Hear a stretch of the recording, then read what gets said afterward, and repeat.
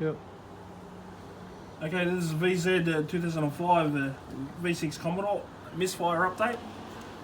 As to the previous video, we had 12.5 power supply here.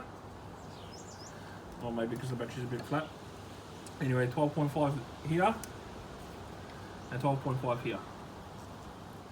On the other side we had 3.5, but what I've done is I've patched in here, which was the wire. If you followed the previous video, this is the 3.5 wire that was before, and I've patched in here.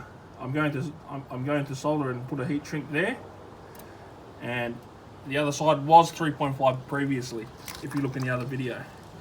So we'll check here, which is now 12 volts here.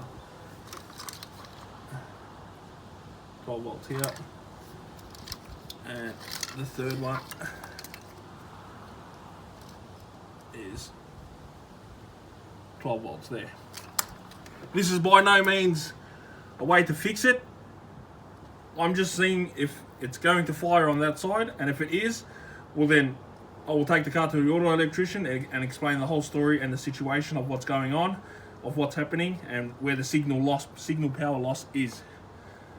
I hope this helps, guys.